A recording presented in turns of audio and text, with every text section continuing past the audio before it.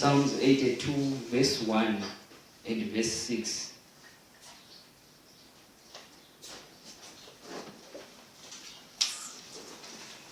I'm going to give the heading of this message, or the theme. Ngizonikeza ke intshumayelo yami isihloko. The theme is the way of the Spirit. Isihloko sithi indlela kamoya. The way of the Spirit. Indlela kamoya. Okay. Psalms 82, verse 1. It says, my Bible says, 82 verse 1 ifundeka ngale ndlela. Ngizocela ningigadelisa nje isikhulu ingehle inyuka. Because I'm going to deliver a very sensitive message. Sizama ukuthi kungalokho kuphunywa ngenwa without a correct order. Hallelujah. No, verse 1 uthi, it says now, God stands in the congregation of the Almighty. Then verse 6, it says, I said you are gods. The gods that is written here, the word God, onkulunkulu ababhalwe la it's a small letter G. babhalwe ngamagama amancane. So I said you are gods. Ngithe ningonkulunkulu. And all of you are children of the Most High. Nonke ningabantwana bakhe ophezulu. Hallelujah. Amen. Now God is saying, the verse 1 it says, God is standing. God is standing. Verse 1 uthi uNkulunkulu uma In the congregation of the mighty. ebandleni labanamandla noma baphezulu. The mighty is got also a small letter M. La legama elithi amandla nalo libhalwe ngamagama Because if you are amancane. saying mighty God, Ngoba mawuthi uNkulunkulu onamandla, that mighty God has got a capital letter M. lelo gama libhalwa ngamagama amakhulu. Which means there is no one who is above him. Ekusho ukuthi akekho umuntu ongaphezulu kwalo. No one is above God. Akekho umuntu ongaphezulu kaNkulunkulu. It is with a capital letter G. Phinde futhi ibhalwe ngamagama amakhulu. Which means no one is above God. There is no other God. Akekho omunye uNkulunkulu ngaphezulu kwalo uNkulunkulu. Now that God, Manje lona uNkulunkulu who has got no one, okungenamuntu who is above him, ongaphezulu kwakhe. that God now, Loyo uNkulunkulu.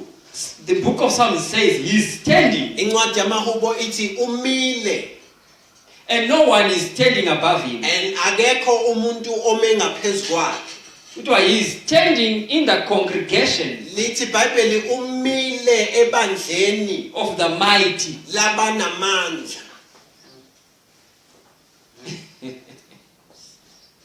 Who are those ones Obani labo who are mighty? abanamandla. But the mighty one Kodwa lona mandla is standing umile in the congregation ebandleni of the mighty. But labanamandla. he's the mighty one. Kodwa unamandla naye.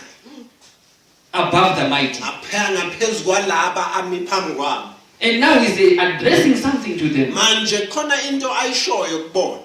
And he is God.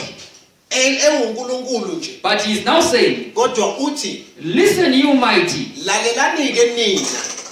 You the mighty. Nina eninamandla. Listen now what I'm going to say. Lalelani lento engizoyisho. I said, Ngithe you are nina gods. ningabonkulunkulu. He is saying that. Kusho yena That you are God. ukuthi nine ningabonkulunkulu. And all of you, Nina nonke you are children ningabantwana of the Most High. bonkulunkulu ongaphezulu. In other words, you are my children. ekusho ukuthi ngamanye amagama ningabantwana So bami if you are my children, and mana abantwana bami me as God, mina njengoNkulunkulu if I've gave birth to you, mase makuwukuthi nganizala you are also God. nani ningaboNkulunkulu. Now listen now. Manje lalela,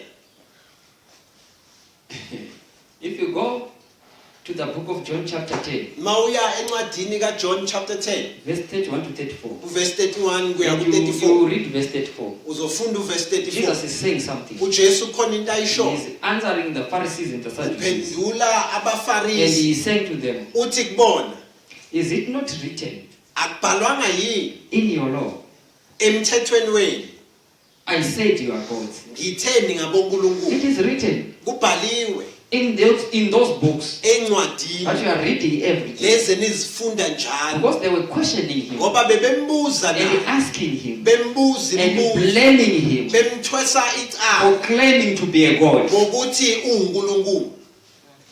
So Jesus now is telling, Manje uJesu umile and he's saying, if you are blaming uthi me mani ngithwesa icala that I said I'm a God or a ukuthi child ngithi of God, nguNkulunkulu, who is not guilty, ubani ongenalo icala?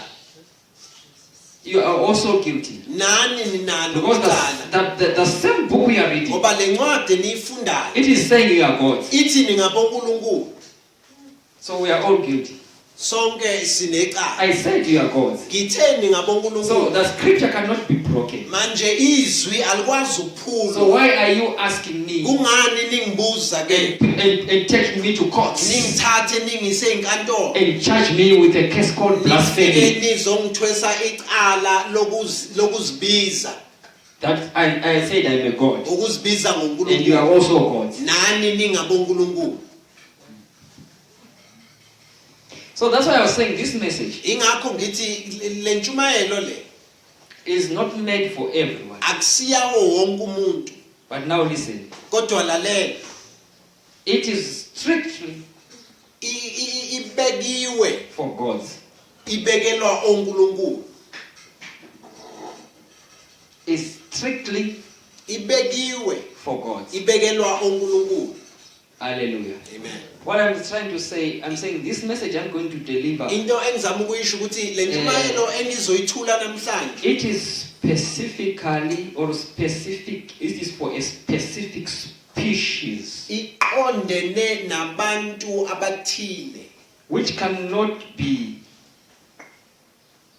I'm saying a category iqondene or nabantu a group of individuals noma iqembu labantu which can never be categorized elingeke as libalwe just humans. njengabantu nje.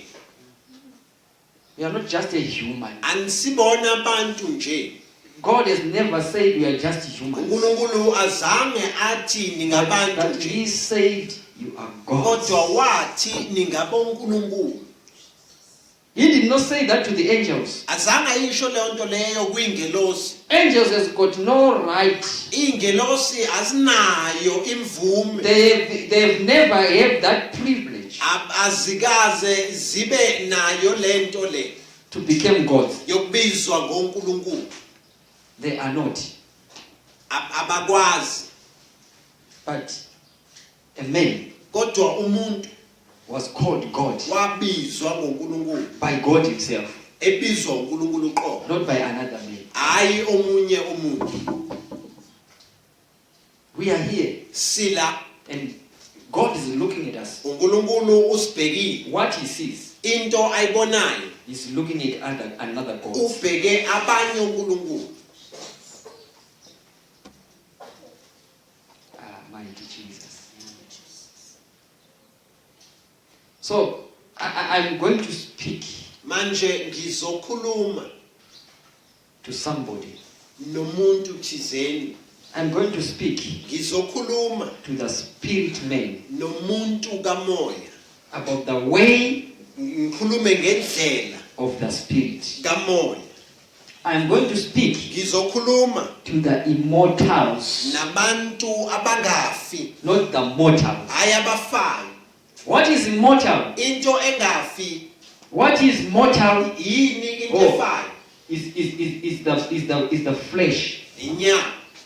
And the flesh, why is it standing now? Kungani kume inyama manje? Not because it's alive, Akusingoba iyaphila, but because the spirit man, kodwa ingoba khona umuntu kamoya the one with life, lo onempilo is causing it to stand. wenza umzimba ume. It don't even see.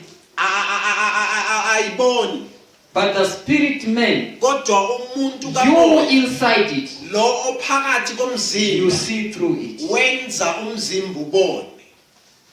If you can come out of this body right Ma now, ungaphuma kulomzimba it manje won't do anything. ayikho into umzimba So ongayenza. now listen. Manje lalela, I'm speaking to that spirit man. izokhuluma nalowo muntu The immortal, kamoya the lo immortal. ongafi. You know, the subjects like this, Yabona inkulumo ezikanje they are critical. zicayi kakhulu. These are critical matters. Inkulumo noma izimo ezicayi. And sometimes And kwesinye isikhathi the devil will try to make sure that usathane uzokwenza isiqiniseko such sokuthi type of messages intshumayelo ezinje will not be preached in our church. azishunyayelwa emabandleni esikhonza kuwona. They are costly, Siyabiza, very costly. sibiza kakhulu. And to go to God Ukuya ke kuNkulunkulu and to come with such type of a message, ubuye nentshumayelo enje it's costly. kuyabiza. Want to receive messages like this, Abantu abamkeliswa intshumayelo ezinje there is a price to pay for it. khona iprice abayikhokhayo. God can tell you to go for 60 days prayer and fasting. Can you go? uNkulunkulu mangathi kuwe ngena enzileni ya 60 days uphinde ukhuleke futhi. Everyone is looking for an anointing today. Wonke umuntu ufuna ugcobo namhlanje. But are you ready to pay the price of Kodwa that anointing? ukulungele yini ukukhokhela lolo gcobo? It will not just come like a shower. Ugcobo alehli njengamanzi eshawa. No.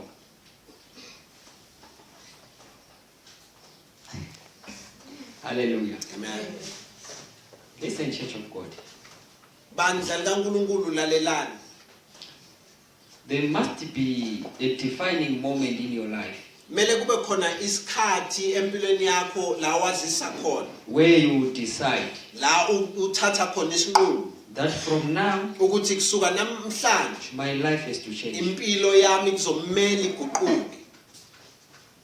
There must be a time in your life Mele kube khona isikhathi empilweni yakho when you thoroughly and extensively investigate, la uzocwaninga khona noma ufunisise, to investigate any information. ufune lonke ulwazi, You must investigate any information. ufune noma iluphi ulwazi. What I'm trying to say is ubhekisise lonke ulwazi. Investigate any information. Yeah, whereby you investigate any information Lapho uzobhekisisa noma iluphi ulwazi that you have stored in your servers. olugcinile kuwena. Because you have got the servers, you've got the memory cards in Ngoba you. nawe uneyindawo la ugcina khona izinto. So any information that Noma comes in you, noma iluphi ulwazi oluza kuwena it is saved in you. luyagcinwa kuwena. So there are some of the information, there must be a time whereby you must investigate it and delete it. Khona olunye ulwazi ekumele ulibhekisise bese uyalidelete malifika kuwena. So everything that is in your servers, Yonke into esigciniwe that is in kuwe your mind, esengqondweni kuwe you have to investigate it uzomele uyibhekisise if that information is accurate. ukuthi leyo information iyafuneka yini ukuthi igcinwe. Even what I'm going to say today, nento engizoyisho namhlanje investigate it ibhekisise and see if it qualifies ubheke ukuthi ikufanele yini to be in your service. ukuthi igcinwe kuwe. Don't just see a preacher Ungabona umuntu eshumayela and serve everything. bese ugcina yonke into. Because you have to listen to it, yes, Ngoba kumele ulalele yebo and investigate it uyibhekisise if it qualifies ukuthi ifanele yini to be a part of you. ukuthi ibe ingxenye yakho. What if you believe a lie Ngenzekani nje mawungakholelwa emangeni and go with that lie for the whole of your life? uhambe nalawo manga impilo yakho yonke. Do we blame God Simbeka icala yini uNkulunkulu if you are not seeing answers? makuwukuthi asiboni impendulo? Hallelujah. Or we have to blame ourselves Noma mhlambe kumele sizibeke thina icala for failing to receive the answers ngokuhluleka that God ukwamukela has made impendulo available. uNkulunkulu asezibekile. Whom to blame? Sithwesa bani icala? Now, here is something. Manje nayi ke into. Firstly, Into yokuqala you must investigate who you are. kumele ubhekisise ukuthi ungubani. A lot of Christians, Baningi abazalwane even people who are not even Christians, nabantu we have abangasindisiwe not yet received Jesus Christ. abangakamamukeli uJesu They Kristu don't know who they are. abazazi ukuthi bangobani. Sometimes you can stand before a mirror, Kwesinye isikhathi ungama phambi kwesibuko then you think that what you are seeing in the mirror, that's who you are. ucabanga ukuthi lento oyibona esibukweni yilento iyona. Some they've stand in front of mirrors Abanye bamile phambi kwezibuko and they've seen their beautiful outward appearance. babone ubuhle babo obungaphandle They think that this is what they are. bese bacabanga ukuthi bayilento abayibonayo. But we go beyond the outward Kodwa appearance. sihamba siye ngaphezulu kokubonakala okungaphandle. Whether ugly outward or beautiful or handsome or Noma whatever, kuhle ngaphandle noma kubi, God did not look to the outside. uNkulunkulu akabheki ingaphandle lomuntu, He looks into the inside. ubheka ngaphakathi. Hallelujah. Praise God. So know who you are. Zazi ukuthi ungubani. So which means that any information Ekusho ukuthi noma yiluphi ulwazi that is occupying space in you, olufika luhlale kuwe, either accurate or inaccurate, noma kuwukuthi libalekile noma libalekanga, that information is to stay somewhere in your being. lolo lwazi kumele lihlale endaweni thizeni And la kuwena. it will affect your lifestyle. Bese lizoveza Whether indlela ophila accurate ngayo, noma limelana or inaccurate, noma limelani, but it will occupy space kodwa lizohlala kuwena. and affect your life. Bese kuba khona into eliyenzayo Why? empilweni yakho. Kungani? Because you are a product of what you know. Ngoba umphumela wento oyaziyo.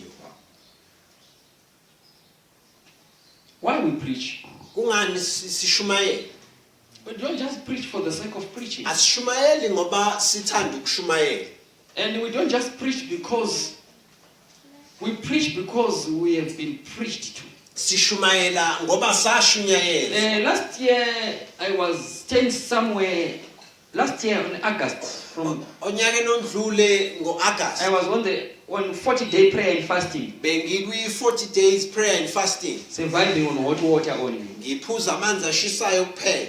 When I was there, Ngenkathi ngilaphaya I was alone there, bengingedwa seeking the face of God. ngifunana nobuso I bukaNkulunkulu. left my family Ngashiya umndeni for that 40 days. ngiwushiya kuleyo 40 days. I left them at home Ngabashiya ekhaya and I go ngahamba and stay there alone. ngayohlala la bengikhona ngihleli ngedwa. When I was there, ekathi ngilaphaya there comes a time kufika isikhathi when I was reading the Bible, mangifunda iBhayibheli there was a voice kwaba khona iphimbo coming out of the Bible. eliphuma eBhayibhelini And it was said to me, lithi kimi this is the voice of the word. iphimbo lezwi leli And it started to preach to me yaqala yangishumayeza and to unlock yavula the mysteries. imfihlakalo And it was said to me, kwathi yasithi kimi a lot of people abantu abaningi have got scriptures. banezibhalo They know the scriptures very well, bayalazi iBhayibheli kahle but they miss the word. kodwa badlulwa yizwi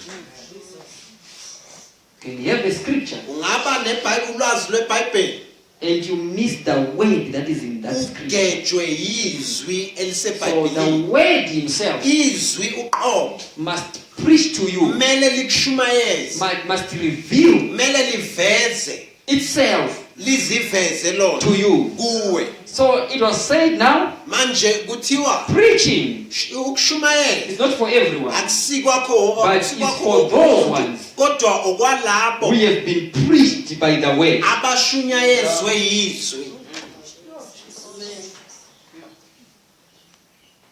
See now, Yabona manje it's not about having a Bible college certificate. akusukuba ne-certificate sase-Bible College It's good, kuhle nothing wrong about it. ayikho into embi ngalokho But a lot of people, kodwa abantu abaningi they've got those degrees banawo lawo of ma-degree theology, awe-theology but they don't know kodwa bazi the God uNkulunkulu of the word. wezwi. Even a drunkard Nomuntu oyistar can go to that school. angaya kuleso sikolo. Hallelujah. Praise God. So failure to understand who you are Ukuhluleka ukuzwisisa ukuthi ungubani is the reason why you cannot or you never understand God. kuyisona sizathu ungeke umzwisise uNkulunkulu. Now let's go inside now. Asingeneni phakathi ke manje. You are a spirit. Wena ungumoya. We are moving now. Go with me. Hamba kanye nami ke manje. Don't left behind now. Ungasali. We are here to pray. Sila sizokhuleka. When you are praying, Masikhuleka you don't pray with your flesh. asikhuleki ngenyama. That is why when we are fasting, Ingakho masizila ukudla we are removing or shifting the flesh out of the way. sisusa inyama endleleni We will pave the way silungise indlela for the spirit. silungiselela umoya. You are the spirit. Wena ungumoya. So what I'm going to talk about today, Into engizokhuluma ngayo ke namhlanje I'm going to talk directly izokhuluma maqondana nomuntu kamoya. before we can even talk about the Holy Spirit. Ngaphambi kokuthi sikhulume nangomoya oyingcwele We need to know kumele sazi and to understand sizwisise that we are spirits. ukuthi singabantu bakamoya. Then we will understand the Holy Spirit. Bese sizomzwisisa nomoya oyingcwele. So firstly, Okokuqala sometimes we run to speak about the Holy Spirit, siyagijima and we want to receive the Holy Spirit, sifuna ukwamukela umoya oyingcwele but in flesh. kodwa enyameni. As the Bible is saying, carnal minded is enmity to God. iBhayibheli lithi inyama iyisitha sikaNkulunkulu. To be carnal minded or to be fleshly minded Ukuba nengqondo yenyama is enmity to God. kuyisitha kuNkulunkulu. Hallelujah. Amen. So you are a spirit. Ungumoya, You live in a body. uphila emzimbeni, You live in a body. uhlala emzimbeni, A physical body. umzimba obonakalayo, A terrestrial body. Umzimba wasemhlabeni. umzimba wasemhlabeni, But you are a spirit. kodwa ungumoya. And you are inside that physical body. Phakathi kwaleyo nyama Then you have a soul. ube nomphefumulo, The intelligence. ubuhlakani. The spirit man Umuntu kamoya is the one who understands God. uyena ozwisisa uNkulunkulu.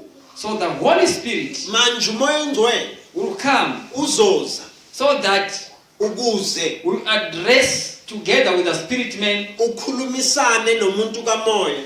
they address God. bakhulume noNkulunkulu.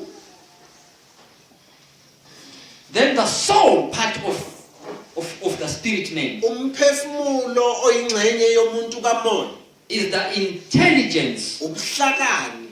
He is the soul. The soul, you find it between Umphefumulo uthola phakathi the spirit man komuntu kamoya and the flesh. nenyama So he ewumzimba. is there. Ukhona yena. So the spirit man, Umuntu kamoya what he's doing, into he ayenzayo addresses God, khuluma noNkulunkulu the spirit world, ezweni and the kamoya. spiritual activities. Ekwenziwe la kwenziwa khona izinto zikamoya. Then for the flesh Bese ukuze umzimba to have an access ukwazi ukuba to nokungena what is happening in the spirit, ezintweni ezenzeka emoyeni. there is the soul now, Kuba khona umphefumulo the living soul. ophilayo. You will take from the spirit man Uzothatha kusuka and kumuntu address it kamoya to the flesh. ukhulume nomzimba. Okay, we'll get it. That's not. Sizoyibamba nje kungekudala.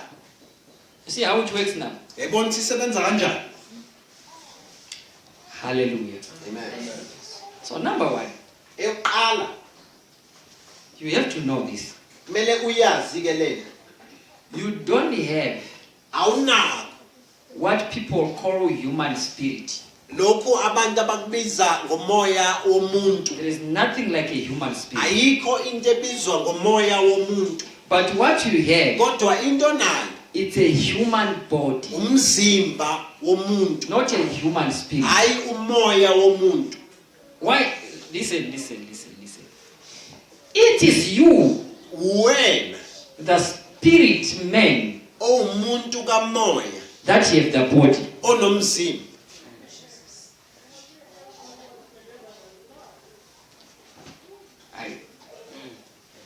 You as a spirit man, Wena njengomuntu kamoya. hallelujah. Amen. You are not a human spirit. Awusumoya womuntu. No. Cha. I will tell you maybe next time what is a human spirit. Ngizokutshela mhlambe Because- ngesinye isikhathi ukuthi yini. Because you as a spirit man, Ngoba wena you as a njengomuntu spirit man, kamoya, wena njengomuntu you can kamoya create another spirit. uyakwazi ukwenza That will be a human spirit. But I will ozoba tell you umoya how. womuntu kodwa Why? ngizokutshela ukuthi kwenzeka kanjani. Hallelujah. Praise God. So you don't have a human spirit, Awunawo but umoya you have womuntu a human body. kodwa unomzimba womuntu. It is you, the spirit man, Wena muntu kamoya that is the body. onomzimba. It is not the flesh, Akusinyama that is the spirit. enomoya.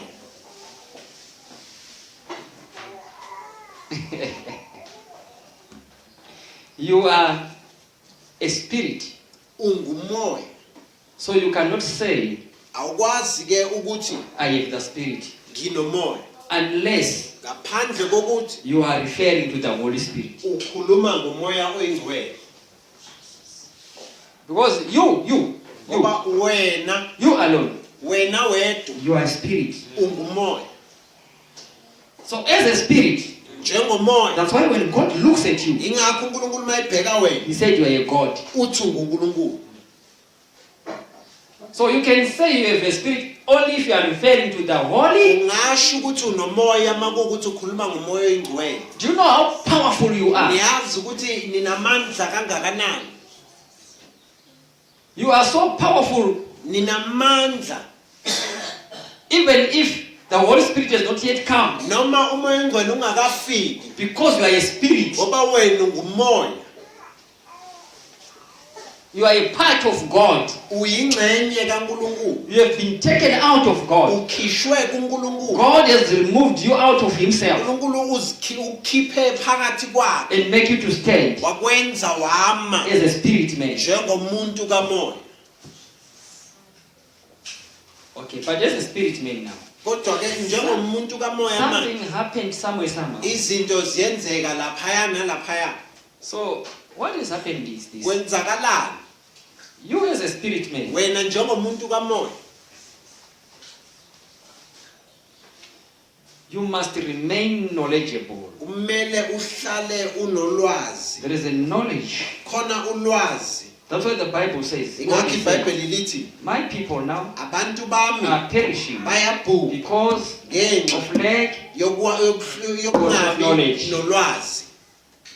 You have to be knowledgeable. Kumele ube nolwazi. The lack of knowledge Ukungabi nolwazi causes perish. kwenza umuntu abhubhe.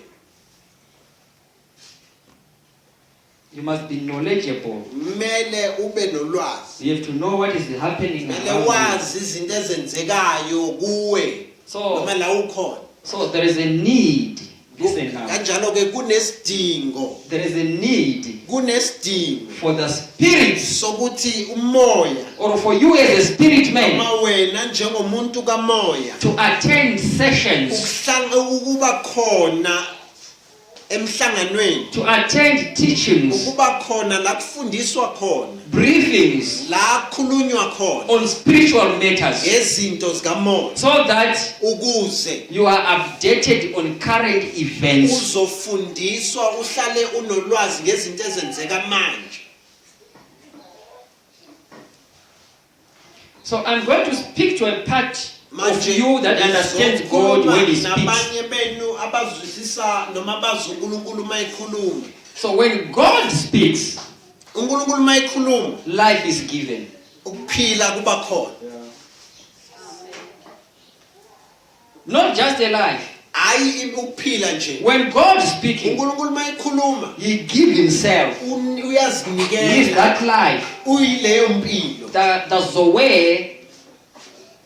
Zoe is Zoe. Izoe The God kind of life. ukuphila kukaNkulunkulu. Not just a life. Hayi ukuphila nje. But we've got the God kind of Kodwa life. siba nokuphila kukaNkulunkulu. That is God Himself. EkuNkulunkulu qo. So when God is speaking, Manje uNkulunkulu mayikhuluma, what is He doing? yini ayenzayo? For Him to speak, Ukuze akhulume, it is to give Himself ukuthi azinikele, into a God azinikelele kuNkulunkulu. that He has created, kuNkulunkulu amdalile, that He has given back to.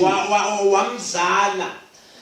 In the entire history of creation, Kwi-history yendalo, God has never created uNkulunkulu azange adale something that is exactly like Him. izinto ezifana It naye. was the first time Kwaba okokuqala when God was doing something athi uNkulunkulu enza into, and create something wadala into that is exactly like Him. efana naye. It was the first time. Bekuqala. Hallelujah. Praise God. So when He's speaking, Mayikhuluma, life is given. unikela ngempilo. So we'll touch on issues that are very crucial and critical. Sizothinta ke endaweni ezibalekile kakhulu. I say I'm talking about the way of Ngithe ngikhuluma ngendlela kamoya, the way of the Spirit. indlela kamoya. Hallelujah. Amen.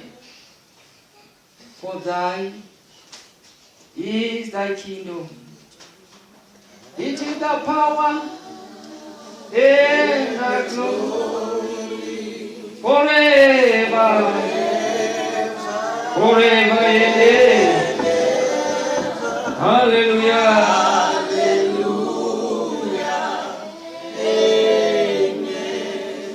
Hallelujah. You know, first of all, Into yokuqala nayo, you must love the word of God. kumele uthande izwi likaNkulunkulu. Love the word of God above everything. Thande izwi likaNkulunkulu ngaphezu kwakho konke. The Bible says, iBhayibheli lithi in the last days, ngeensuku zokugcina people abantu will become bazoqala lovers of money and of thanda themselves imali, bazithande bona than God. ukudlula uNkulunkulu. Hallelujah. They will love the world Bazothanda izwi and everything in it nezinto ezisezweni than God. ukudlula ukuthanda But uNkulunkulu. where are the people Bapha abantu who love the word abathanda izwi of God. likaNkulunkulu. That is to love God. Lokho ukuthanda uNkulunkulu. So everything we are going to talk about it here, Yonke into esizokhuluma ngayo la it's based on the word. ihleli Of God. ezwini likaNkulunkulu. We are not going to talk of vain stories, Angeke sikhulume nje izinto ezingazwakali, but will be based kodwa sizohlala in the word of God. ezwini likaNkulunkulu. Okay. Can you please read me Ecclesiastes? Read for me Ecclesiastes 11. The way of the Spirit. Indlela kamoya. Ecclesiastes 11 verse 5. My Bible says, just as you do not know the path of the Spirit. Yeah? Or how the bones grow in the womb of the pregnant woman. Even so, you do not know the works of God who makes everything. This is Zulustino Expose. Kono peti suit.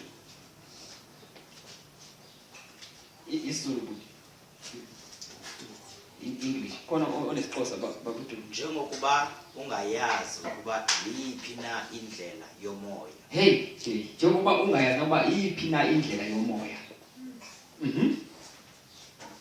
Kwanjengokuyilwa kwamathambo esiswini somithiyo. Yes. Ngokunjalo akusazi isenzo sikaThixo owenza izinto zonke. Isenzo sakhe uThixo asibesane nje saziwe lula. You do not know the path of the Spirit. Awuzazi izinto zikamoya. You know, the path of the Spirit here. Indlela kamoya la. Okay.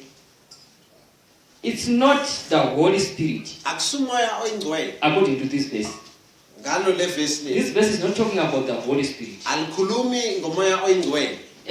Because even the Holy Spirit, we don't understand him because we don't understand who we are. Ngoba nomoya oyingcwele asimzwisisi ngoba nathi asizazi ukuthi singobani. So everywhere or anywhere in the Bible, when you hear the word Spirit, we think of the Holy Spirit. Njalo eBhayibhelini masizwe igama elithi umoya sicabanga umoya oyingcwele. Or the evil spirits. Noma mhlambe imoya The devil has taken us away usathane usesusile and put us far sibeka kude of knowing, so that we will not know who we are. ukuthi singazi ukuthi singobani.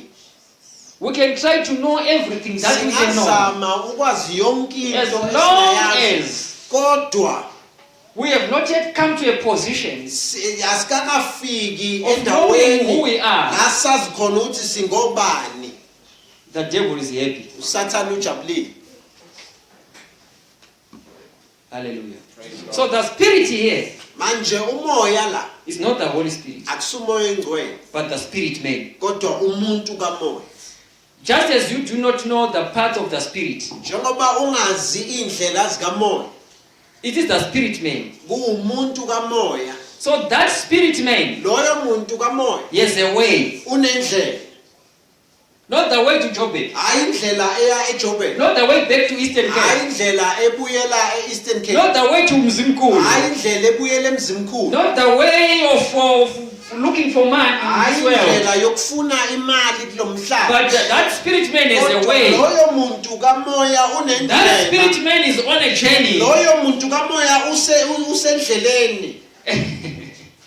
Though currently you are residing in a physical body, Noma usahlala emzimbeni but obonakalayo.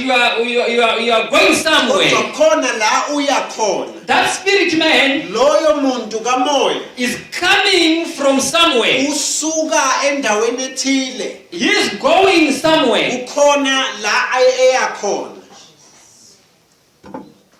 There is somewhere you are coming from. Khona la ubuya khona. There is somewhere, you are somewhere now, Ukhona la As a ukhona spirit man. manje njengomuntu kamoya. and you are going somewhere. Bese kuba khona la uya khona. And that Spirit man was there. Loyo muntu kamoya beke khona. He is there. usekhona, He will be there. usazoba khona. Is an internal man Umuntu oyinguna phakade that will not die. ongeke azafe. So now, it is still mysterious Manje kuseyimfihlo the way that spirit man navigates. indlela umuntu kamoya ahamba ngayo. It's mysterious. Kuseyimfihlakalo.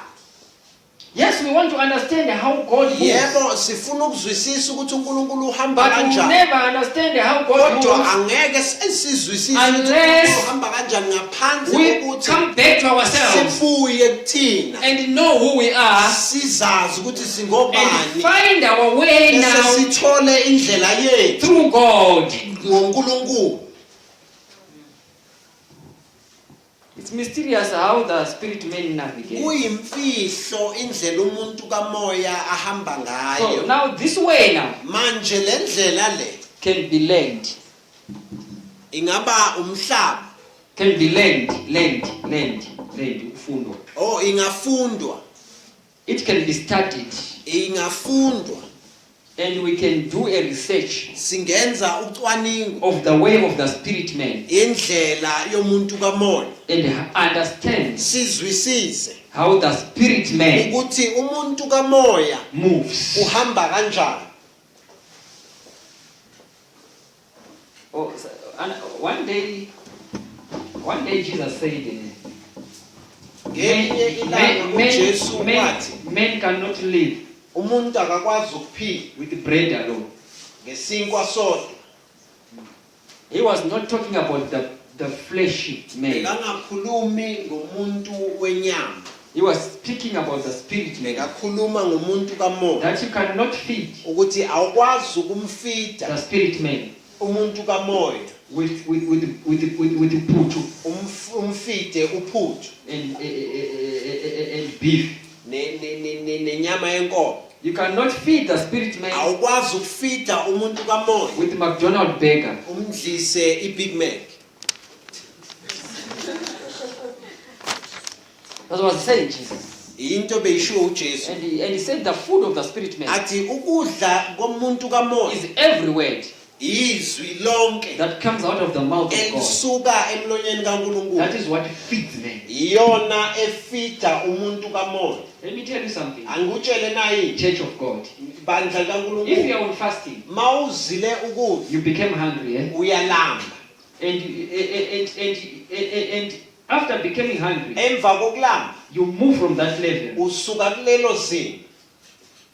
Then there comes, if you are on fasting for some quite a number of days. Makuwukuthi uzile Maybe 21 ukudla days mhlambe or insuku 40 days. eziwu-21 noma eziwu-40. When you come to 21 days, Masofika ku-21 when you are starting fasting, mawuqala ifasting you will have cravings. uba nokhala, That is not being hungry. akusukulamba. You know, Mfundisi, if you are coming from work, eh, Si mawubuya emsebenzini mfundisi, you phone Mamudu. ufonele umama Hey ma, uthi mama what have you cooked today? upheke, You see, because in the morning, ngoba ekseni before you go to work, ngaphambi kokuthi you eat emsebenzini some breakfast ube or ne-breakfast some cereal. noma So when you are mhlawumbe coming back from cereal. work, Mawubuya emsebenzini what you are calling hungry, into oyibiza ngokulamba noma It's not ngendlala hungry. you akusindlala, are not hungry, awulambile, you are craving. uyahala. Because Mom Joku will say, I've cooked some bonjis Ngoba umama uzothi upheke ubhontshisi and dombolo. nedombolo, Then you will say, bese wena uthi no, but here, no spinach there. uthi asikho ispinashi lapho, You are craving for spinach. ufuna noma uhalele ispinashi. Because if you are really hungry, Ngoba mawulambe you will ngempela eat anything that is good. uzodla noma yini ozoyithola endlini.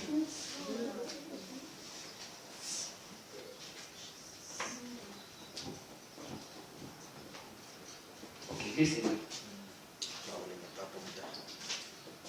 When I was on fasting, Ngenkathi ngidle fasted ukudla 40 days, kuleya 40 days there comes, I was not hungry anymore. bengingasalambile I was not craving anymore. bengingasahaleki But there was a need. kodwa bekukhona isidingo. I have come to a level Ngifike ezingeni of what we call starvation. ezingeni lendlala. Have you ever starved? Uke waba sezingeni lendlala. That's when I start to understand Yila ngiqala ukuzwisisa how is it important if I've got one loaf of bread kubaluleke kangakanani ukuba neloaf yesinkwa and to take a half and give to someone who bese don't have. ngithatha ihalf ngiyinikeze umuntu ongenayo. Because I now understand what Ngoba is the time. ngiyayizwisisa indaba yendlala. Not craving. Hayi ukhali. On that level, Kuleliya zinga lendlala if they can give you putu, dry putu, mabangakunikeza uphuthu lodwa you hold it like this uzalibamba ngalentyunga kanje and eat it. ulidle. I'm talking about putu without salt, without nothing in it. Khuluma ngophuthu nje olumhlobo. That putu will become sweet in your mouth Uzolidla lize libe mnandi because you have a emlonyeni need. ngoba uyalidinga.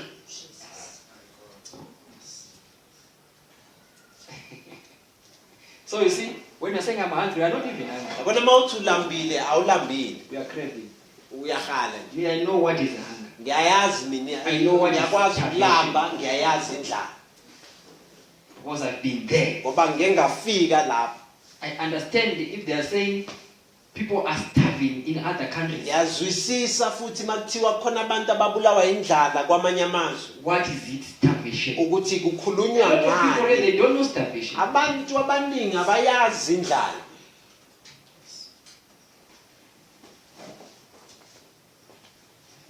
Paul knows starvation.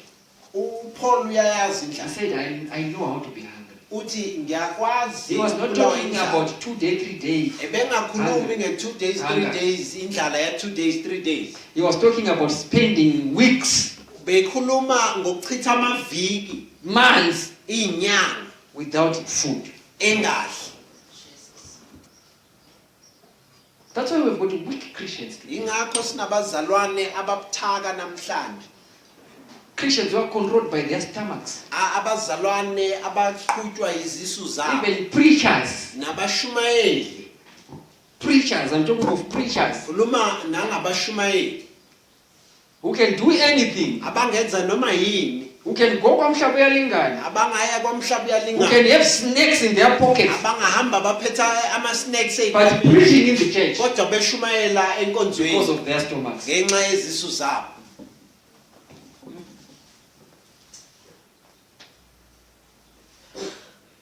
Hallelujah. Okay. Church of God.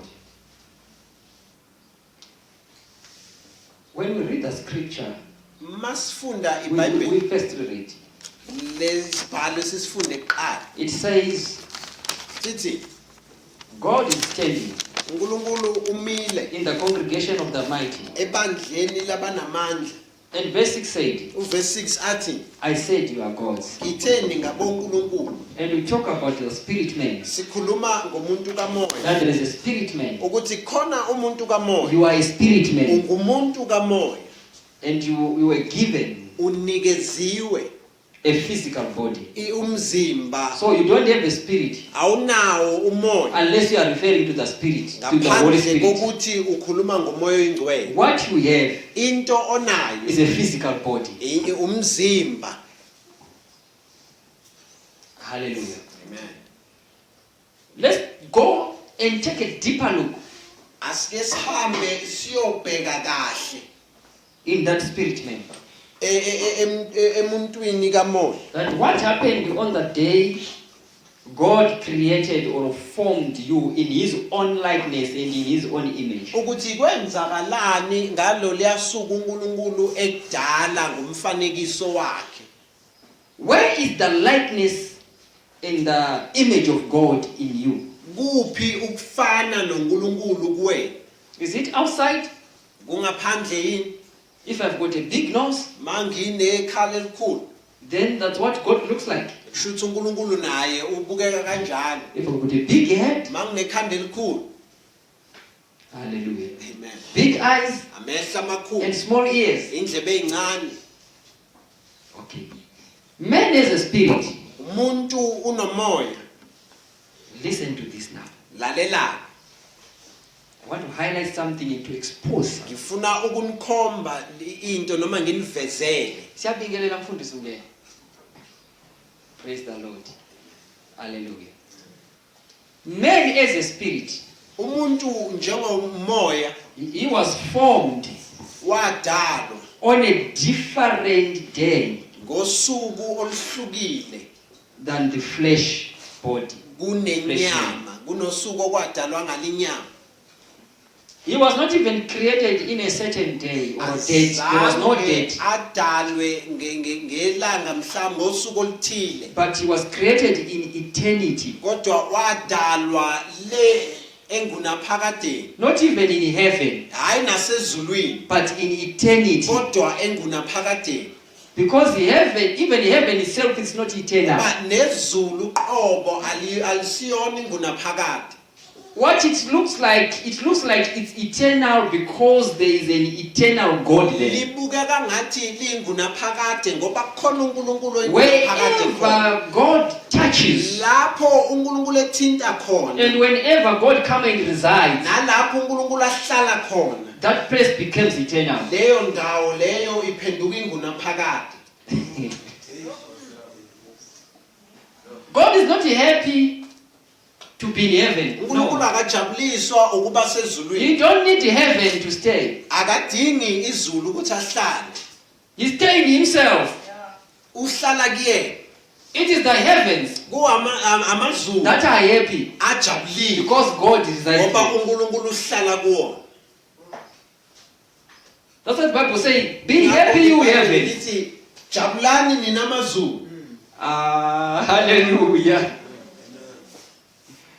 You know, me, I'm not happy that one day I'll be in heaven Akungijabulisi ukuthi ngelinye ilanga ngizoba sezulwini. and walking in the streets of gold. Ngihamba emgwaqeni yegolide. But what I'm happy Kodwa about into engijabule ngayo is to see the Lord ukubona uNkulunkulu than to see the streets of gold. nokuthi ngibone imigwaqo yegolide.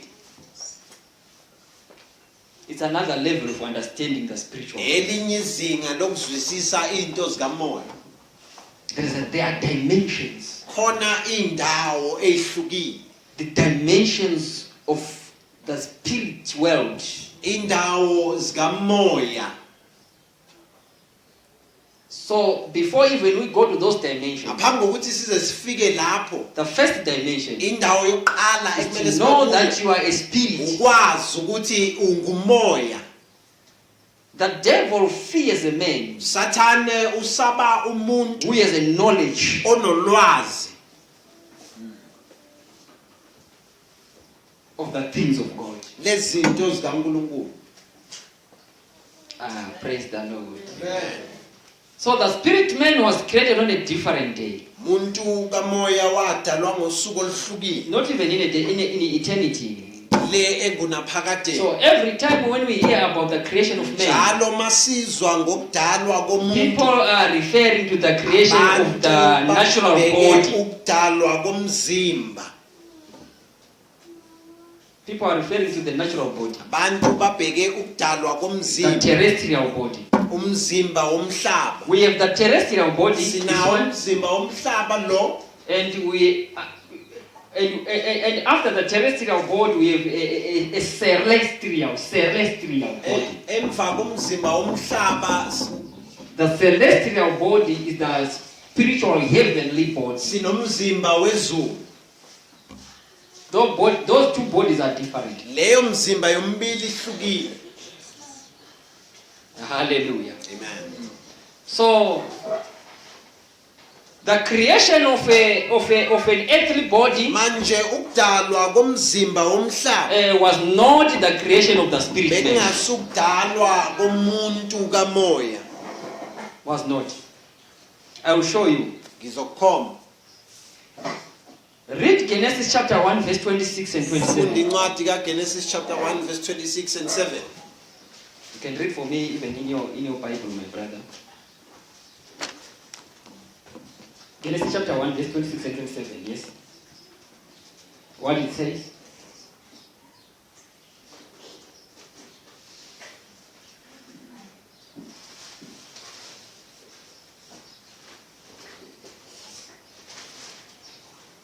Verse 26 and 27. Wathi uThixo masenze umuntu ngokomfanekiselo wethu Yeah? ngokufana nathi Mm-hmm. mababe nobukhosi ezihlanzini zolwandle nasezintakeni zezulu Okay. nasezintweni ezizithozile Yes. nasemhlabeni wonke nasezinambuzaneni zonke ezinamazela emhlabeni. Yes. Verse 27. Wamdala ke uThixo umuntu ngokomfanekiselo wakhe Created him with his image wamdala ngokomfanekiselo kaThixo and his like after his likeness. wadala indoda nenkazana. Okay. He created them male and female. Again, Wabasikelela uThixo he blessed them wathi kubo uThixo and he said to them, qhamani "Be nani fruitful and multiply." Okay, this is Genesis chapter 1 and Genesis chapter 1 verse 26 and verse 27. 26 no7. God created them uNkulunkulu wabadala in eternity, ebadala ephakadeni, male and what? owesilisa nowesifazane, Male and female. owesilisa Now, listen nowesifazane. very carefully. Male and female were created on the same time, Umuntu wesilisa nowesifazane badalwa ngesikhathi esiwa, but not on earth, kodwa hayi emhlabeni, not in heaven, hayi ezulwini, but in God. kodwa kuNkulunkulu.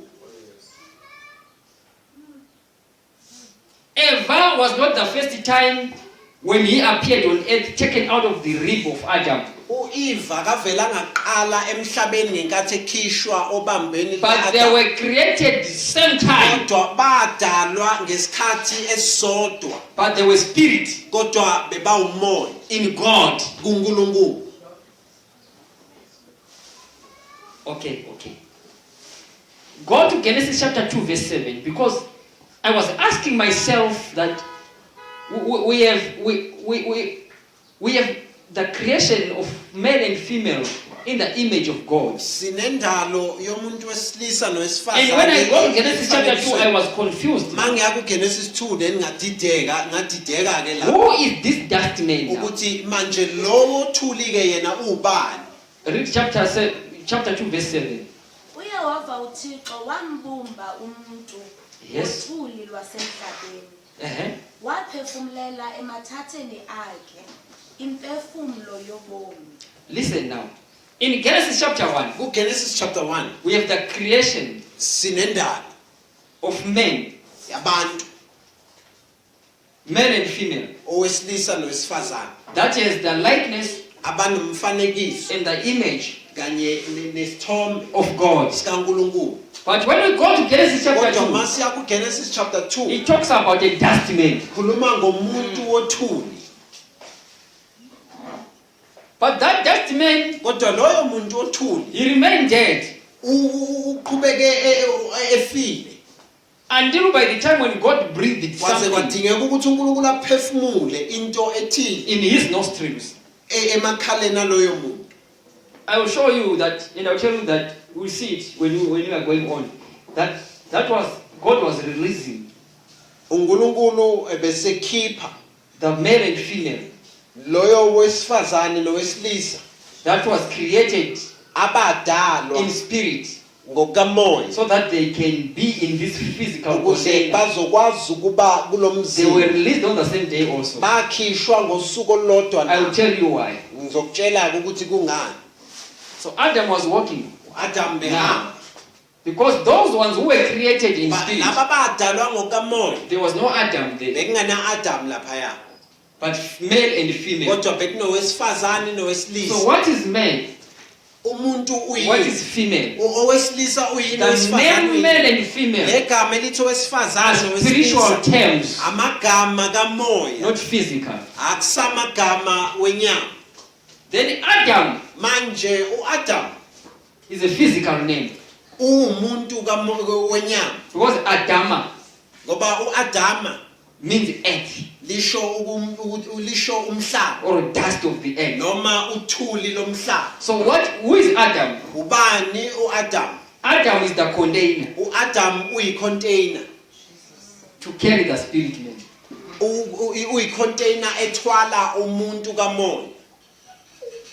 Kuzobongwa namaqhawe aphiwe nemiqhele yonke abuse njalo emhlabeni nasezulwini nokindalo abuse njalo nenkosi inkosi yobukhosi amoya wengcwele. Hallelujah. Mfundisa kanti ngizwe imvuselelo manje. Hayi imvuselelo ezoqala manje eJobe. We are going to start a revival in Jobe. God is at work uNkulunkulu and usemsebenzini. God is doing something. uNkulunkulu kunento ayenzayo. When Pastor Duke phoned me, Enkathi umfundisi uDuhe ngifonela. I nearly said, hey Pastor, I'm weak, I can't come to Jobe. Cishe ngathi cha mfundisi angeke ngikwazi ukufika Because I'm on fasting. ngoba ngikwi fasting. If I'm not mistaken, today is the 26th day. Mangaphazami namhlanje usuku lwesi-26. So I nearly say, I don't Cishe ngathi cha mfundisi next time. hayi ngibize ngesinye isikhathi. But the Holy Spirit said to me, go. Kodwa umoya engcwele wathi kumina hamba. I don't know what the Holy Spirit is doing. Angazi ukuthi umoya engcwele wenzani. And as I'm standing here, the Holy Spirit is talking a lot of Njengoba ngimila umoya engcwele uyakhuluma into eziningi about this place. ngale ndawo le. Hallelujah. Praise God. Okay. Now the Bible says here, Manje iBhayibheli lithi ke God comes and make a dust man uNkulunkulu uyeza wakha umuntu ngothuli and breathe him amphefumulele a breath of life. emphefumulela ukuphila Or a breath of what? life Of life. emphefumulela ukuphila Which means that breath of life akusho ukuthi lo mphefumulo wokuphila is the spirit man. Is also called the breath of life. uyilo muntu kamoya ophinda bizwe Which means ngokuphefumulo that wokuphila you as a spirit man, akusho ukuthi wena njengomuntu kamoya you are what God breathes uyile out. nto uNkulunkulu ayiphefumulayo. So when we are walking, Mawuhamba there the breath of life is walking. phefumula kokuphila kuyahamba The breath of God. phefumula kaNkulunkulu kuyahamba. So the body was formed the dust body, Umzimba wadalwa ngothuli out of dust, ubunjwa othulini and the breath of life umphefumulo wokuphila was installed in it. wafakwa kulo mzimba. So my question now, Manje umbuzo wami nawo when was that breath created? wadalwa nini lo mphefumulo?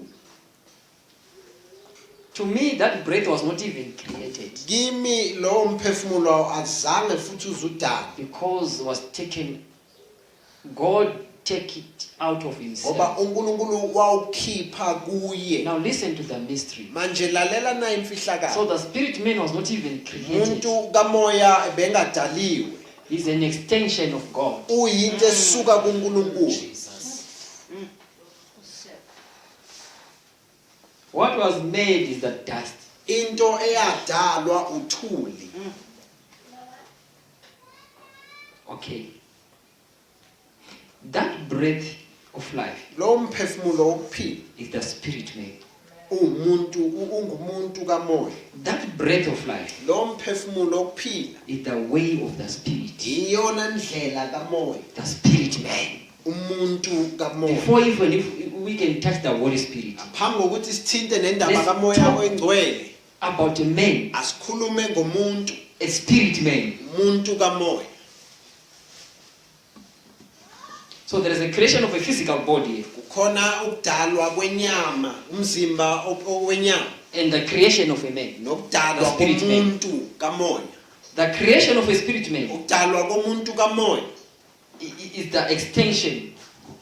u- God uqhubeka. extending himself. uNkulunkulu eqhubha So that in other words, if you are saying he is an omnipresent ekusho God, ukuthi masithi uNkulunkulu okhona we are not saying that God is in Joburg asithi uNkulunkulu at the useJobe same time he's in Durban, ngesikhathi esisodwa at the useThekwini same time he's in America. ngesinye isikhathi useAmerica That one is that is the lowest level of knowing God. leyo ilevel ephansi yokwazi If you are uNkulunkulu saying God is omnipotent, masithi uNkulunkulu Or uhlala omnipresent. ekhona yes, he's omnipresent. masithi uhlala In ekhona other words, we are saying another level. nayi level enye manje We are saying God is Sithi the God who is in past. uNkulunkulu osesikhathini esindlule Who is the God who is in the present. uNkulunkulu osesikhathini samanje And is the God who is in future. usazoba uNkulunkulu esikhathini esizayo He's the God who is in a man walking on earth. uNkulunkulu osemntwini ohamba emhlabeni Wherever man is, la kukhona khona God is umuntu there. uNkulunkulu ukhona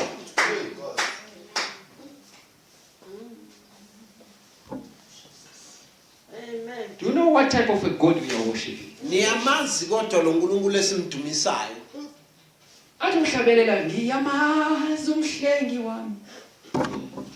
Akozeli yena kala. Yengasiye uhlala Zekube unaphakade. Wayengekadeli ukuhlala nathi. We are part of himself. siyingcenye yakhe We were with him. besinaye We are with him. sinaye We will be with him. sisazoba naye He cannot get rid of us. akakwazi How ukusilahla can he get rid of himself? uzozilahla kanjani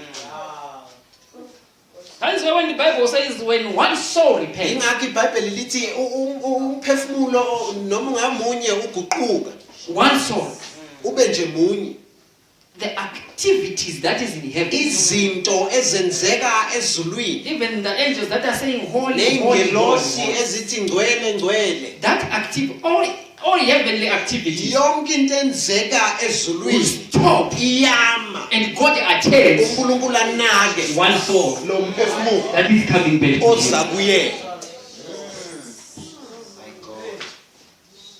See how important of evangelism. niyayibona ke ukubaluleka kokushumayela Why God is attending to that one soul? ungani uNkulunkulu That is enaka lo coming to him. mphefumulo oza kuye Because it's part of him ingoba ingxenye that yakhe has get lost. eyalahleka Now he's coming back. manje iyabuya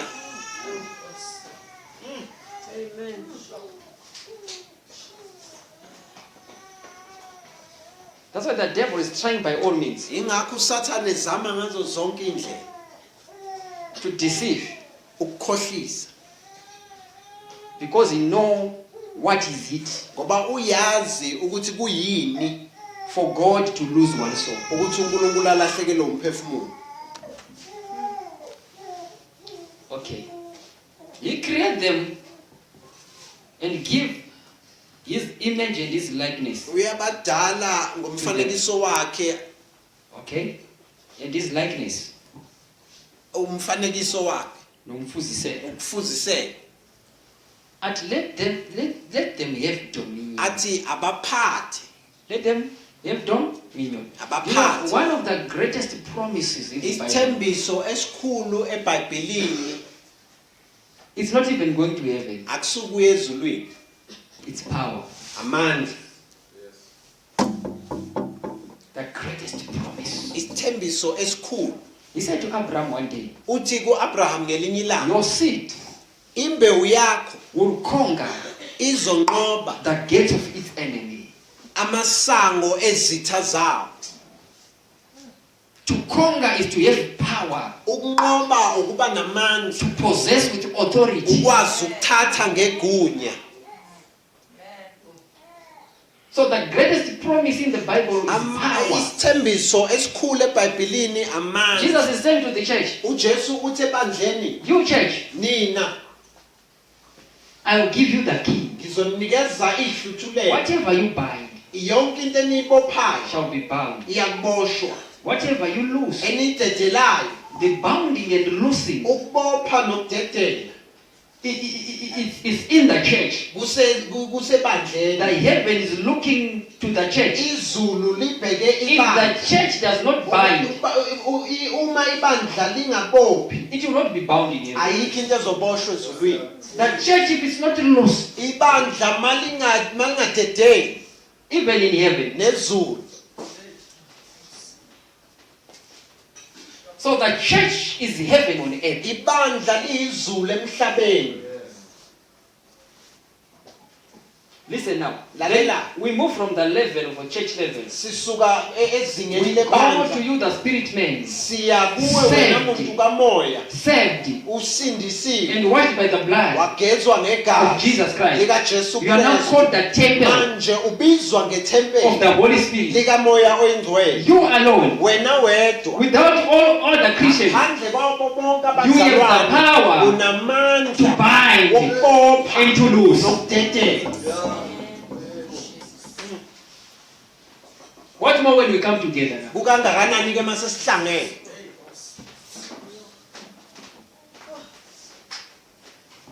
Listen now. Let them have dominion. Abaphathi. And Jesus is saying to the apostles, uJesu uthi kubapostoli, and you shall receive power nizokwamukeliswa amandla when the Holy Spirit uma umoya engcwele has come upon you. ufika phezulu Then kwenu. you'll be my witnesses. Nizoba ofakazi bami. The power Amandla, is the power to witness. amandla ukuba From ufakazi. Jerusalem, Samaria, Kusuka Judea, eJerusalem kuya eSamaria, and eJudea, the uttermost parts of the kuze earth. kuyofika kwamanye amazwe. Which means that power Ekusho ukuthi lawo mandla, is the power to go amandla okuhamba, eternally. uhamba ingunaphakade. You shall receive power. Nizokwamukeliswa He amandla. did not say you shall receive some things. Azange athi nizokwamukeliswa izinto. He said you shall receive power. Wathi nizokwamukeliswa amandla. And Paul says, Paul uthi so that I may know him ukuze ngimazi and the power namandla of his resurrection. okuvuswa kwakhe. Athi ukuze mina ngimasi namandla ovuko lwakhe ukuze mina ngimasi namandla ovuko lwakhe. Akhona amandla ovuko. There's the power of resurrection. Akhona amandla ovuko. That power of resurrection, Awo mandla ovuko. when it comes upon your life, Masewafika empilweni yakho. whatever that is dead, Yonke into it efile resurrects. iyavuswa. If your money was Athi dead, imali yakho it yayifile will resurrect. izawuvuswa. If your children Abantwana bakho were dead spiritually, uma bebefile they will ngokumoya resurrect. bazovuswa. let them have dominion. Abaphathi Okay, the main purpose injongo yangempela of that spirit man yokuthi to be created umoya adalwe was to have dominion. bekuwukuthi abe nokuphatha. Lucifer was given the anointing uLucifer wanikezwa when uqobo before Adam not Eva. ngaphambi kwa-Adam ngaphambi kokuthi kudalwe u-Adam no-Eva. And Lucifer was not staying in heaven. uLucifer beyangahlala ezulwini. Lucifer was staying on earth uLucifer behlala emhlabeni. and was given the Mimishek anointing. wanikezwa i-anointing ebizwa ngemimisheni. He was not given dominion, azange anikezwa amandla but okuphatha he was given anointing. kodwa wanikezwa There ugcobo. is a difference between anointing and dominion. kunomehluko phakathi kogcobo nokuphatha. So that Mimishek anointing was the anointing to increase and to expand. loliya gcobo anikezwa lona kwakuwugcobo lokukhula nokwanda. That anointing, the purpose of that anointing, that he was supposed to ugcobo protect lalesa the sizathu territory earth. bekuwukuthi avikele umhlaba. There was no human beings, bebenamuntu, physical human beings. abantu benyama bebengekho. Even the spirit man with the likeness and image of God nabantu bakamoya abafaniswa nabafuze uNkulunkulu was not yet there. bebangakabikho. There was Lucifer Bekunolucifer and his angels. nengelosi zakhe He was holy. ebengcwele He was not yet the devil, bengakaqali ukuba but he usathana used to stay here on earth. kodwa behlala khona la In emhlabeni the first Eden that was there, kuleliya Eden lokuqala and his elalikhona throne nesihlalo was sakhe put on Mount Zion, sasibekwe eMount Zion and he was here on earth. yena ela So they used to emhlabeni go to heaven bebahamba baye and ezulwini worship there, badumise and they come back in the babuye garden. emhlabeni engadini When he falls, ngenkathi ewa now God is saying, uNkulunkulu uthi I will do something now ngizokwenza into that I have ethile never done. engakaze I will ngiyenze make a man ngizokwenza umuntu out of my own image ozofaniswa and after nami, my likeness, afuze mina and he will have dominion. uzophatha He will have what? Dominion.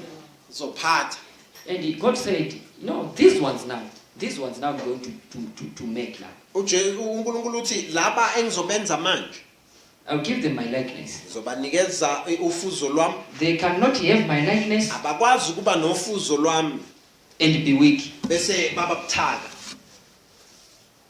This is the spirit man discussed in this verse. manje la sexoxwa ngomuntu kamoya ke manje Because when it comes to this one, ngoba mase ifika kulo he has to discuss. kumele axoxisane He was discussing it with whom? bekaxoxisana nobani With angels. nengelosi No. cha He did not discuss because when God, he had some serious discussions. uNkulunkulu makaba nezingxoxo ezibalekile He discussed with himself uxoxisana naye because he will take the decision. ngoba uzothatha isinqumo Because there is no other God ngoba akekho omunye who is uNkulunkulu above himself ongaphezulu kwakhe that he can go to consult. angaya kuye ayoxoxisana naye So he was discussing with himself manje bekaxoxa and nje he naye agreed with himself wavumelana naye and he make a decision with wathatha himself. isinqumo. Hallelujah. Praise God. So when God created the spirit man now, Kathi uNkulunkulu edala umuntu kamoya in Genesis chapter 1, Genesis chapter 1 verse 26 and 27, verse 26 and 7 he did not take the dust azange athathe uthuli of the earth. lomhlaba He did not go somewhere else to find the material, azange aye endaweni eyofuna imaterial but he was in himself God. kodwa kuye eUNkulunkulu But he did take a walk. kodwa wathatha nje uhambo The walk that he took, lo hambo alithatha he was walking in himself. ebehamba He phakathi kwakhe traveled ehamba in himself phakathi kwakhe and searched efuna in himself phakathi kwakhe the best material. imaterial ekuyiyona And he reached to a certain point and a certain place wafika endaweni in thizeni himself phakathi kwakhe after his own heart. emva kwenhliziyo yakhe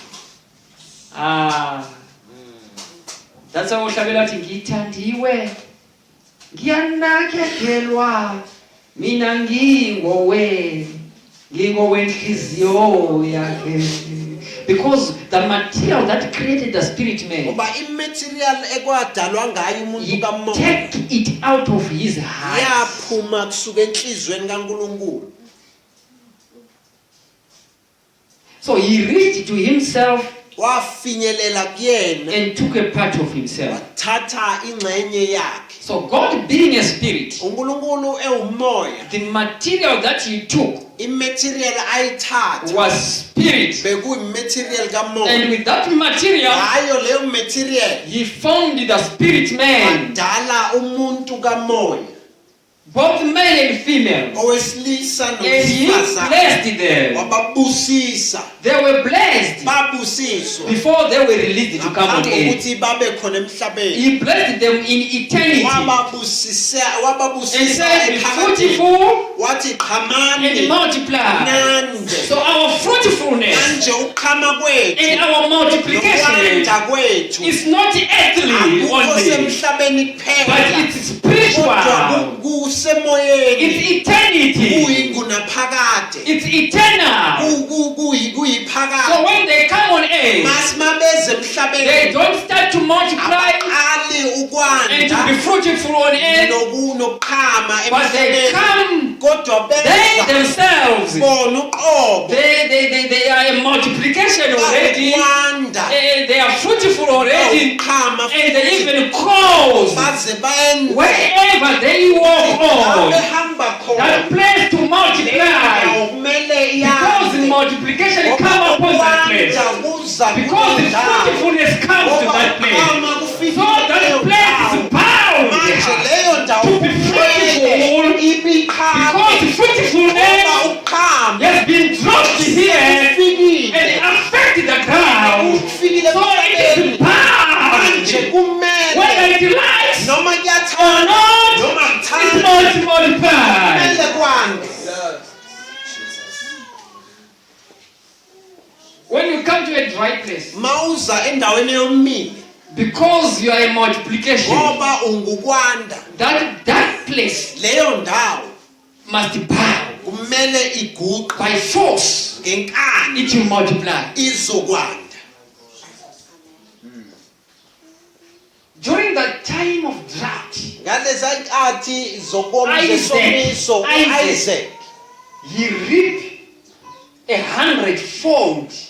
wavuna okuningi There was drought and there was no rain. bekunesomiso The ground was dry, umhlaba womile but he reaped what kodwa you cannot reap wavuna into ngeke in uyivune the time of rain. esikhathini semvula 100-fold, wavuna kwaba kuningi which means he reaped 100% ukuthi wavuna i100% in the time of drought. esikhathini sesomiso. Why? Kungani? Because he's not just a man of Ngoba blessing, akasumuntu oyibusiso but he's a blessing. kodwa uyisibusiso. So whatever he touches, Manje yonke into ayithintayo it knows who touches it. iyazi ukuthi ithintwa ubani. There is no rain, but we are forced Ayikho imvula kodwa To grow. siqelekile ukuthi sikhule in this dryness. kule somiso. That's who you are. Wena Lord. Hallelujah. So God being a spirit, uNkulunkulu engumoya he took the material of a spirit. wathatha imaterial kamoya. So you are a product Wena uyiproduct produced by God. ephuma ezandleni zikaNkulunkulu. You are a part of God. Uyingxenye kaNkulunkulu. That's why God is saying, Ingakho uNkulunkulu ethi you are God. ningoNkulunkulu. Hallelujah. Praise God. Yeah. I can feel the presence of God in this place. Now the body Manje umzimba was taken from the dust of the earth. wathathwa kusuka othulini lomhlaba. But the spirit man Kodwa umuntu kamoya from the spirit of God. wathathwa emoyeni kaNkulunkulu. Listen, church of God. Lalela ke bandla. If you read Ecclesiastes Mawufunda incwadi yomshumayeli chapter 12 verse 17, chapter 12 verse 17 it says, ithi then the dust will return to what? uthuli luyobuyela Which othulini. means the dust body is temporal. Ekusho ukuthi umzimba wothuli It will return to temporary the wesikhashana As it was. uzobuyela emhlabeni And njengoba the unjalo spirit will return to God nomoya uzobuyela kuNkulunkulu who gave it. owunikezile. So after your formation Emva kweformation as a spirit, njengomuntu kamoya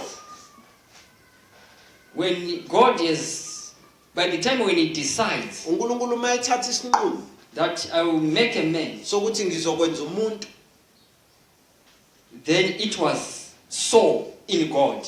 kwakubuhlungu kuNkulunkulu. No, it was so. It happens. Oh, at the same yenzeka time yenzeka ngaleso sikhathi in God. kuNkulunkulu. The spirit man was already there. Umuntu kamoya besekhona. The spirit man, both male and Umuntu kamoya owesilisa nowesifazane. the spirit man. Umuntu kamoya.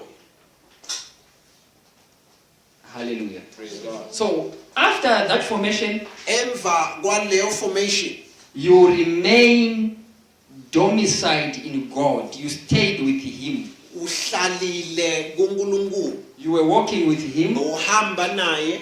That's why Paul gave that revelation. Ingakho uPaul And he said, anasambulo In Him we move. siyahamba, In Him we kuye stay. siyahlala, We walk. kuye siyahamba, In Him. kuye. And in Him there is no failure. In Him there is no failure. In Christ, thy Lord. In Him there is no failure. There is this level of walking with Him. Khona lezinga lokuhamba naye, Yeah? You are walking with Him, uhambe naye. but there is a level of being in Him. Kodwa khona izinga lokuba kuye. Because walking with Him is Ngoba not enough. ukuhamba naye akwanele. Walking with Him, it can happen that you can left Him. Ukuhamba naye kuyenzeka ukuthi uphinde umshiye futhi. But if you are in Him, Kodwa mawukuye, athi kuhlala kuye kumnandi kunokuphila okuphakade. Hallelujah. praise God. So you remain domiciled in God. Uhlala uphethe So uNkulunkulu. God was walking and they were in Him. uNkulunkulu behamba bephakathi They were kuye. talking together. Bekhuluma So bonke. that communication Le that yangxoxo was le happening in the Garden of Eden, eyabakhona that was not engadini the first yase-Eden. time. It was Bekungaqali a ukuba continuation nengxoxo. of the Bekuqhubeka communication that kwengxoxo was happening in eyenzeka eternity when they ephakade were still in Him ngenkathi before they bekuye were released. ngaphambi kokuthi bakhishwe. So that's why Adam was not afraid Ingakho uAdam wayengasabi in the eyes of God ukubheka emehlweni because he was kaNkulunkulu in Him, ngoba bekaphila kuye inside God. phakathi kukaNkulunkulu. Hallelujah. Amen. So we are formed by the divine material. Sidaliwe ngematerial ehlukile. So that divine material Leyo material leyo is what comes with the likeness and the image of God. ile eza nomfanekiso kanye nofuzo So kaNkulunkulu. the spirit man now Umuntu kamoya is ke now being given dominion, wanikezwa amandla okuphatha, not over the heavens, hayi emazulwini but over the earth. kodwa emhlabeni. So he was given power, Wanikezwa amandla, and that power is the grace. lawo mandla umusa, Is the grace and abilities umusa nokwazi to dominate a certain space. ukuphatha endaweni ethile. He was given that power. Wanikezwa lawo mandla. So the dominion that was given to men Lawo mandla okuphatha now was anikezwa to umuntu. come and dominate the Bekuwukuthi territory. beze bazophatha emhlabeni. Now, before the spirit man was released Manje ngaphambi kokuthi umuntu kamoya akhululwe, into a physical body, akhululelwe emzimbeni wenyama, God was his habitat. uJesu God was his- uNkulunkulu bekuyindawo bekahlala He kuyo, was in God, bekahlala kuNkulunkulu, not in heaven. hayi ezulwini. In other words, Ngamanye amazwi, the safest way to be indawo ephephile kumele ube kuyo is to be in God. ukuba kuNkulunkulu. That's why when David, even if when he sinned, Ingakho noDavide makona he said, Lord, uthi Nkosi, I have sinned, ngonile but allow me kodwa ngivumele to fall in your hand. ukuwela esandleni sakho. Don't allow me to Ungangivumeli fall in the hands of men. ukuwela ezandleni zabantu. There's a secret Kukhona imfihlo that David catches. uDavid ayibamba. Hallelujah. Okay, but there was a need now for God to breathe you out. Kwaba khona isidingo ke In the manje ukuthi physical body. uNkulunkulu akuphefumulele emzimbeni wenyama. Because he wants you to go, he wants you and me to go and dominate the earth. Ngoba bekafuna mina nawe ukuthi sihambe siyophatha emhlabeni. Right? So because of the principles that was of that earth manje ke ngenxa yezimiso ebezikhona emhlabeni and how it operates, nendlela umhlaba usebenza ngayo, there was the earth was operating with a different set of rules than of heaven. umhlaba bowusebenza ngendlela nemithetho ehlukile kunezulu. So for you to be on earth, you have to be physical, Ukuze ube semhlabeni kumele ube nomzimba, so that you will interact with the physical earth. ukuze uzokwazi ukuhlangana nomhlaba. You must have a physical part. Kumele ube nendawo eyinyama noma Hallelujah. ebonakalayo.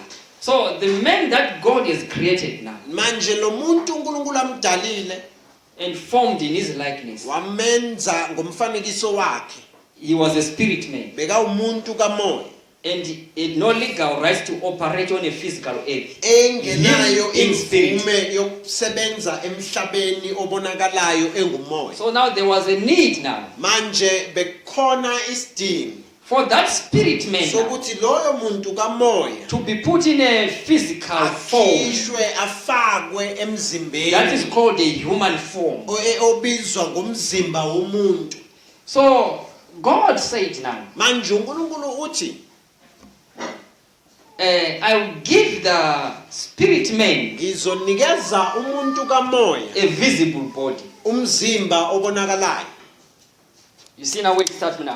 Yayibona ukuthi iqalaphi ke? I will take this spirit man Ngizothatha lo muntu and I will give him a physical body. ngimnikeze umzimba obonakalayo.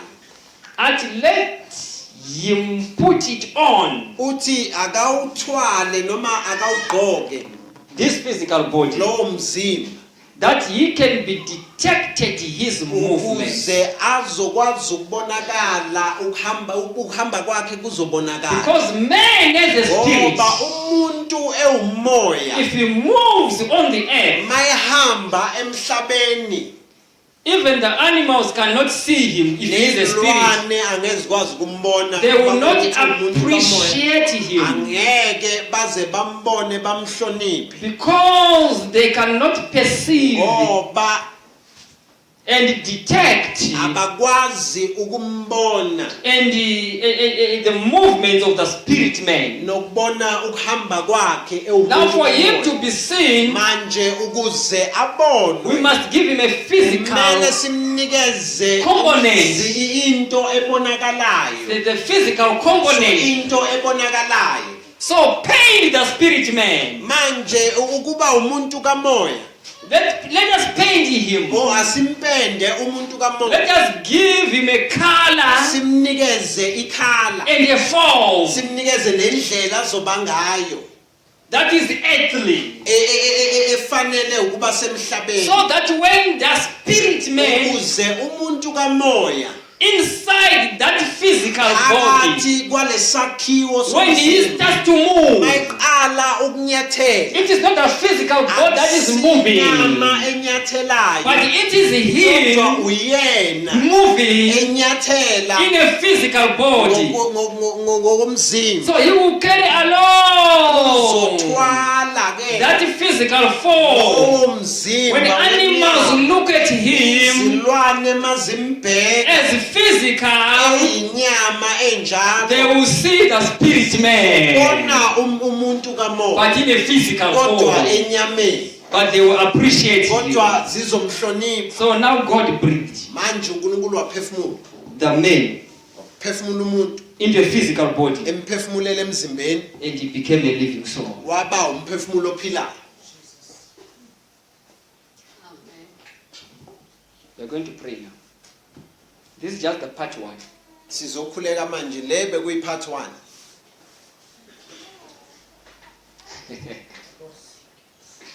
Hallelujah. So when God gives the power uNkulunkulu mayinikeza amandla and dominion, kanye nokuphatha, He gives that power to the spirit man. wayinikeza abantu bakamoya. It was the spirit in position of the likeness and image of God. bekuumoya Not flesh. usendaweni noma usemfanekisweni Not flesh. nokufuza uNkulunkulu. So he give an assignment now. Wabanikeza Catch this. umsebenzi. Catch this. God give an assignment Wabanikeza umsebenzi to the spirit man, abantu bakamoya. and he was sent on earth as an ambassador. Wathunyelwa ke lo muntu emhlabeni njengommeli. And the flesh that was given to him was a certain type of an anointing. Lenyama A covering. ayinikezwa kwaba ugcobo oluvalayo. That covering is an overall to work on earth. Lokho kuvala kuyi-overall yokusebenza emhlabeni. So he was sent away Wathunyelwa to represent God ukuthi ayommela uNkulunkulu among the animals. phakathi kwezilwane. And when the animals see him, Izilwane mazimbona they see God. sibona uNkulunkulu. That's why he gives them names. Ingakho azinikeza amagama. When God created the animals, Ingathi uNkulunkulu edala he did izilwane not give them names. azange azithiya Not even amagama. one. Asikho But nesilwane the esathiwa names uNkulunkulu. were Kodwa hidden amagama afihlwa in a man. emntwini. So when he comes, Makeza he was carrying bethwe even the names of all the animals. namagama wazo zonke izilwane. You are carrying names Nithwele amagama of even people who are not yet saved. abantu abangakasindiswa Their names are in nokusindiswa. us. Amagama We must abo go out there kumele and siphume call them one by one. sibabize ngamunye Call ngamunye them in prayer sibabize ngomkhuleko for them to come. ukuze beze. So give them an assignment. Wabanikeza umsebenzi. Hallelujah. To become an ambassador of the kingdom Beza of God. bazoba abameli bombuso kaNkulunkulu. In heaven there are angels. Ezulwini kunengelosi. If you read Isaiah chapter 6 verse 3, Incwadi kaIsaiah and it says, 6:3 and one called out to another, the seraphims, amaserafime abizana and said, Holy, holy, holy, athi holy. ngcwele ngcwele ngcwele. They call holy, holy eternally. Babiza ungcwele They ingunaphakade. don't stop. Abami abayeki. They don't get tired. They Abakhathali. don't get hungry. Abalambi. They don't get weary. Abakhathali. When we are sleeping, Masilele they are saying holy. bayambiza Holy. ungcwele. They Ungcwele. don't have many names. Abanawo They don't amagama. have many ways to say. Abanazo indlela eziningi They've got zokusho. only 3 ways. Kodwa banamagama amathathu. Holy, Ngcwele. holy, Ngcwele. holy. Ngcwele. They start again, holy, Ale phansi ngcwele. holy, Ngcwele. holy. Ngcwele. As I'm talking right now, Ngoba ngikhuluma they are manje. saying holy. Basasho yona Holy. ungcwele. But as they are saying holy, Ngoba bethi ngcwele. they say it's the Lord of hosts. Bathi uyinkosi yamakhosi. The whole earth Umhlaba wonke is full of His glory. ugcwele inkazimulo. Which glory? Yiphi The inkazimulo? glory that they are talking about Inkazimulo ekukhulunywa is ngayo us, ithina. the God of the earth. Noma abonkulunkulu bomhlaba.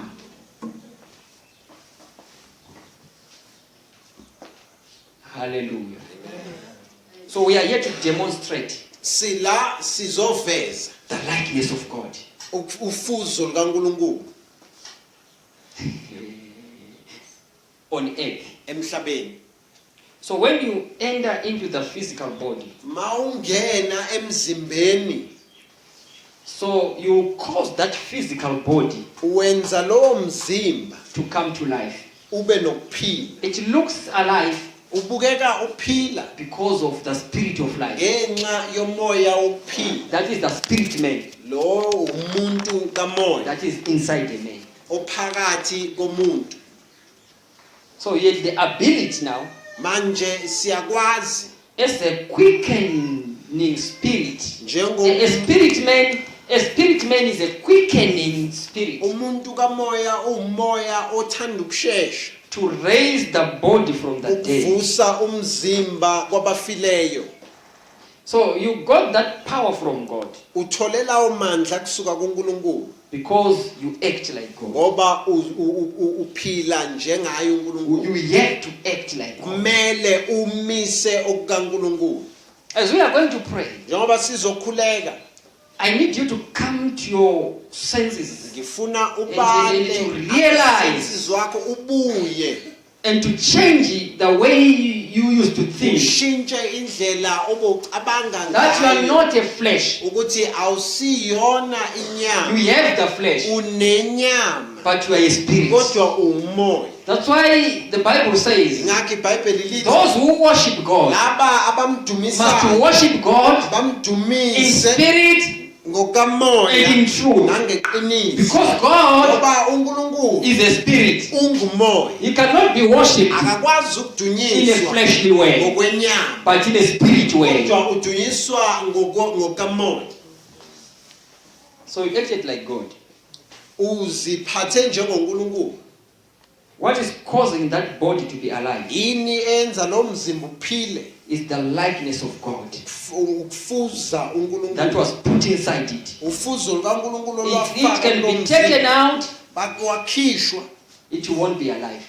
The body won't be alive. umzimba ngeke uphile So that part from God, leyo ndawo That part from God. leyo ndawo when God sees it, uNkulunkulu mayibona He don't call it human, akayibizi ngomuntu but He call it God. kodwa uyibiza ngoNkulunkulu That is Psalms 82 verse 6. You are God. Incwadi yamaHubo 82 verse 6 ningaboNkulunkulu Hallelujah. amen So scriptures cannot be broken. iBhayibheli alikwazi ukuphulwa God is calling us by His name. uNkulunkulu usibiza ngegama lakhe That is, He is saying in His word, if my people ushilo ezwini lakhe wathi abantu bami uma abantu bami who are called by my name, ababizwe ngegama lami we are called by His name sibiziwe ngegama because lakhe we are a part of Himself. ngoba siyingxenye yakhe Even the angels nengelosi are not called by His name. azibizwanga ngegama It's lakhe only us yithi who kuphela are called by His name esibizwe ngegama lakhe because we are a part of ngoba Himself. siyingxenye yakhe So He called, when He looks at you, mayebheka because why? You are carrying the likeness and the nature ngoba uphethe ukufana of God. kanye nokufuza kaNkulunkulu I can ask a question. What makes a woman to be a woman? And what makes a man to be a man? Hallelujah. Into lenza owesifazana abo owesifazana. Indoda ibe indoda. Hallelujah. It is not only about our physical appearance. nyama yethu ebonakalayo When I was praying, there's something I discovered. khona into engiyibonile There is another superior confirmation kukhona i-confirmation engaphezulu that God gave to the male body uNkulunkulu ayinikeze and to umzimba a womuntu female wesilisa body eyinikezela ukuthi iphathe owesifazane and to a female body. nakumuntu wesifazane So when you are seeing a man, mawubona indoda it's not just about the physical. akusi ukumbona ngaphandle So listen now. We have a female body, si nomzimba womuntu wesifazane and when you look at him, mawubheka lo mzimba you can tell that this is a female. uyawubona ukuthi umzimba womuntu wesifazane And we have got also a female spirit. sibe nomoya owesifazane As we have a male body, njengoba sinomzimba wendoda we have got also a male spirit. sinomoya owendoda Now the location of that spirit manje ukutholakala kwalowo was moya accurate when God created wabekwa kahle ngenkathi uNkulunkulu edala and was put on the right place. wabekwa endaweni ekuyiyona And something goes wrong in our community. izinto manje ziyaphambana ke emphakathini wethu I think you see what I'm saying now. ngiyacabanga ukuthi niyayibona lento engiyishoyo Why now we are finding a female spirit kungani sithola umoya womuntu wesifazane on a male body? emzimbeni womuntu wesilisa Homosexuals sikhuluma and ngobutabani lesbians. ubutabani You see, a young boy ubona insizwa walking like a woman now, ihambisa even wearing owesifazane, clothes of a woman, igqoke nempahla but the body is a man, kodwa umzimba uthi but the ngiyindoda, spirit is kodwa a female. umoya uthi What is ngowesifazane. that? Yini leyo? We'll talk about it another day. Sizokhuluma ngayo ngelinye ilanga.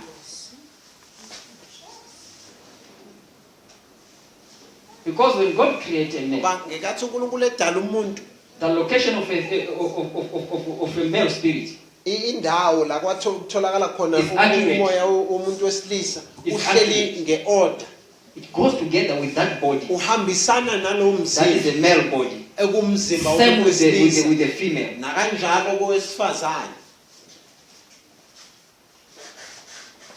Then something, somewhere, somehow Kukhona into somewhere goes wrong. la kuphambana khona. I need the Lord.